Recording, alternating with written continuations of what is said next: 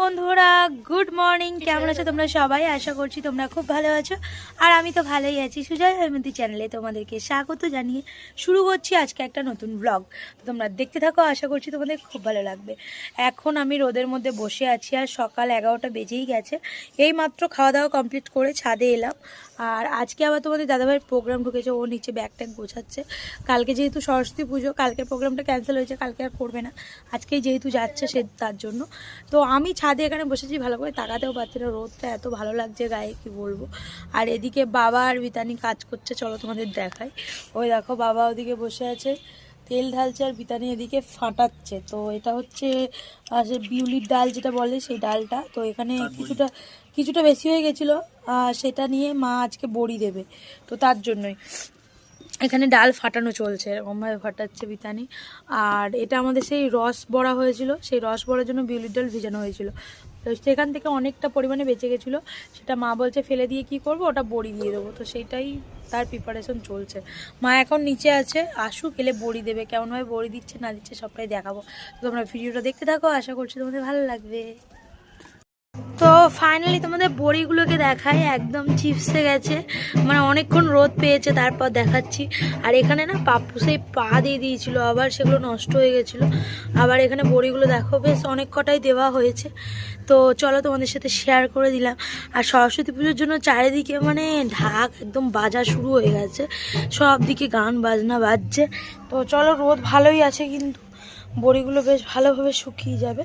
আর বাড়িতে বড়ি দিলাম, কেমন হয়েছে তো খেয়ে বুঝতে পারবো যে কেমন হয়েছে। তো যাই হোক চলো, পাপ্পু এখানে চলে এসছে, ওই দেখো, ওর কাজ নেই, যেখানে আমি যাবো সেখানেই ও চলে আসবে।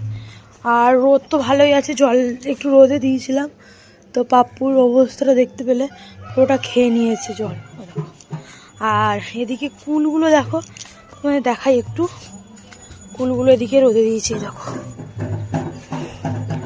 এই কুলের আচার আমার ভালো লাগে, তো দেখবো যদি বানাই তো তোমাদের দেখাবো। আর কয়েকটা কুল এখনও শুকানো বাকি আছে, বাকি সবগুলোই শুকিয়ে গেছে। তো যাই হোক চলো, বড়িগুলো তো তোমাদের দেখানো ছিল, সেগুলোই দেখিয়ে দিলাম। তো যাই হোক চলো, এবার নিচে যাবো রান্নাঘরে। আর এদিকে পাপ্পুও চলে এসছে, মানে যেখানে যাবো চলে আসছে সঙ্গে সঙ্গে। আর এদিকে আমার মা আজকে রান্নার দায়িত্বে আছে, এই দেখো মহিলা একদম রান্নায় পারদর্শী হয়ে গেছে। এখানে রান্না করছে, এই দেখো ডাল ঢাললো, এটা হচ্ছে মুসুর ডাল। তো মুসুর ডালটা এখানে ঢেলে নিয়েছে। আর আজকে মেনুতে আছে হচ্ছে ফুলকপি আলুর তরকারি।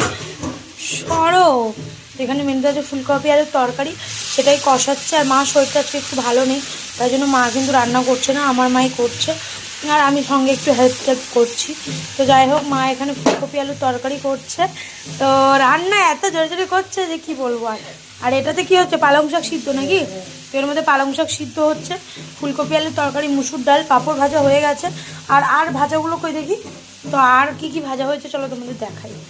তো এখানে দেখায় আলু ভাজা তোমাদের দাদাভাইয়ের জন্য, মূলো ভাজা, এটা আমরা একদমই পছন্দ করি না, মা বাবা খাবে।